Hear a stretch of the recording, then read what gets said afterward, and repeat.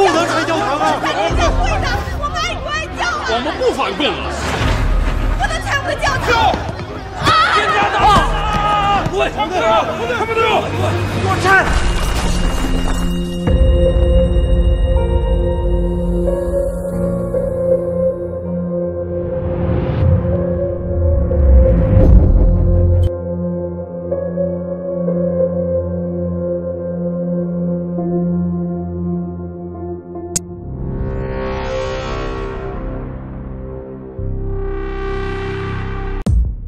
！Sabemos que mais de 2 bilhões de pessoas no mundo são consideradas cristãs.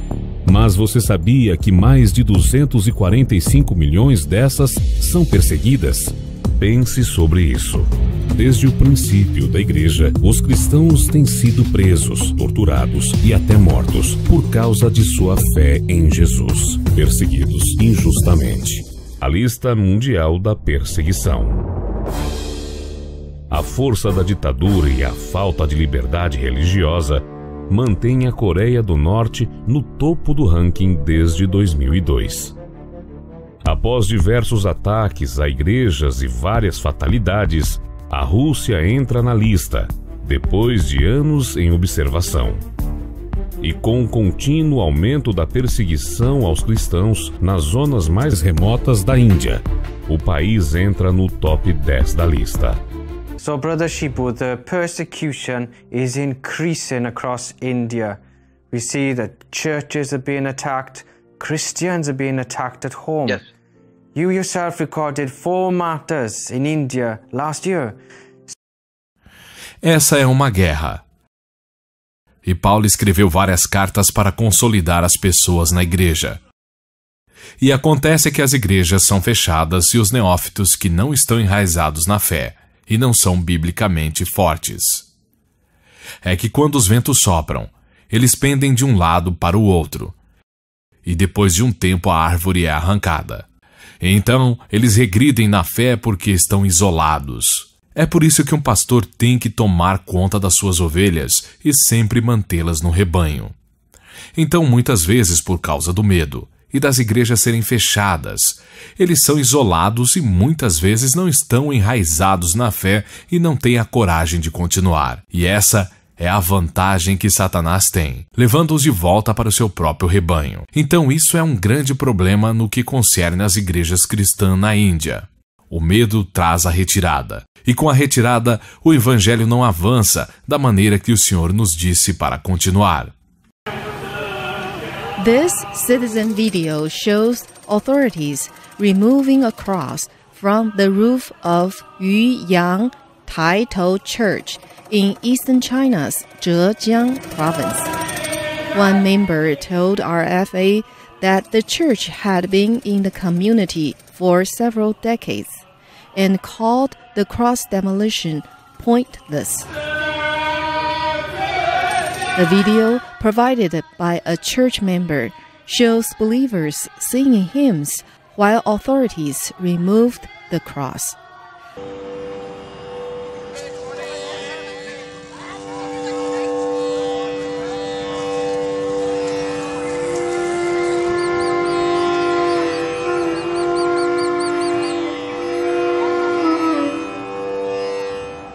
Nos últimos anos, a Índia tem sofrido fortes mudanças.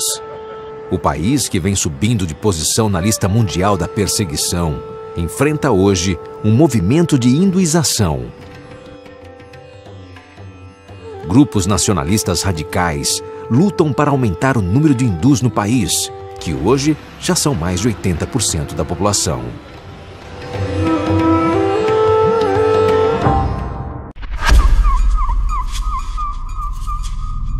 Fome, fuga e prisão. Essas são algumas das dificuldades que os cristãos perseguidos norte-coreanos enfrentam diariamente. Quando eu era jovem, achava que Deus era muito assustador.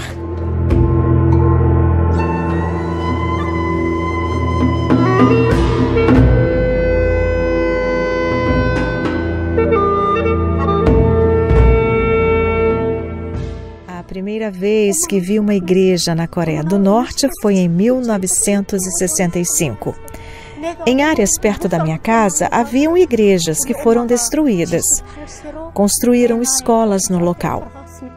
O cristianismo não era conhecido na Coreia do Norte, e a única realidade apresentada para a sociedade norte-coreana era e ainda é a ideologia de adoração ao seu líder supremo.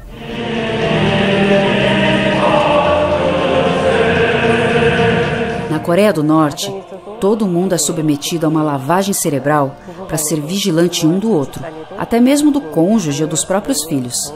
Os norte-coreanos são aconselhados a denunciar qualquer um que fale sobre coisas que não são ensinadas pelo governo. Em 1907, um reavivamento de arrependimento brilhou em Pyongyang, a capital da Coreia do Norte. 3.000 casas de adoração, 700 pastores e 300.000 cristãos floresceram apenas na cidade.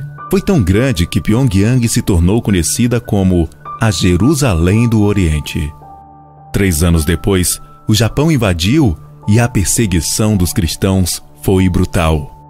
Multidões foram mártires por causa de sua fé. E ao fim da Segunda Guerra Mundial, Kim Il-sung tornou-se o líder da Coreia do Norte. E o comunismo começou a sacudir a nação. Os cidadãos não eram mais livres para pensar, dizer ou fazer o que quisessem. A religião foi banida. Milhares de cristãos foram assassinados. E um êxodo de crentes fugiu para a Coreia do Sul. Em 1960, não havia casas de adoração na Coreia do Norte. E 3 gerações depois, Kim Jong-un está agora no poder. E os norte-coreanos continuam a ser um dos povos mais oprimidos do mundo. Até hoje, a população de 25 milhões é ensinada de que não há outros deuses, além da família Kim. É lei adorar e se curvar diante das estátuas deles na capital. O retrato dos Kim deve estar pendurado em todas as casas. E ser agradecido pelo amor e generosidade deles, mesmo que 40% da população esteja mal nutrida. Os cidadãos sofrem lavagem cerebral com mentiras e propaganda contra a fé cristã. No jardim de infância é ensinado que os missionários são espiões que marcam as crianças com ferro quente. Os livros de história ensinam que os soldados que invadiram a Coreia eram, na verdade, missionários americanos.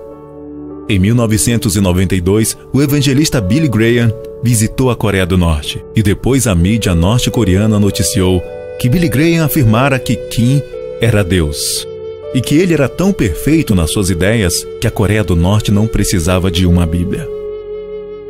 Há execuções públicas. Alguns transgressores da lei são fuzilados na cabeça. O crime deles? Amar a Jesus. É ilegal ter uma Bíblia. Um crime possuir escritos à mão.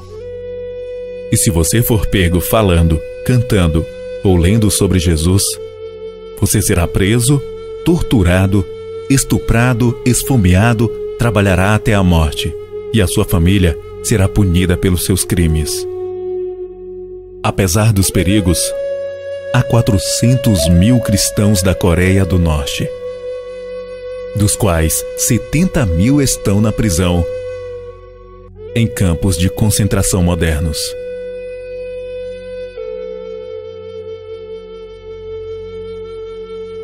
Muitos norte-coreanos escapam do país fortemente armado, mas se arriscam serem traficados, aliciados ou pegos pela polícia chinesa e deportados de volta para serem brutalmente punidos. Escapar da Coreia do Norte é como escapar de um outro mundo. E muitos refugiados lutam para sobreviver. A taxa de suicídio de refugiados norte-coreanos triplicou, porque o trauma e a discriminação é demais.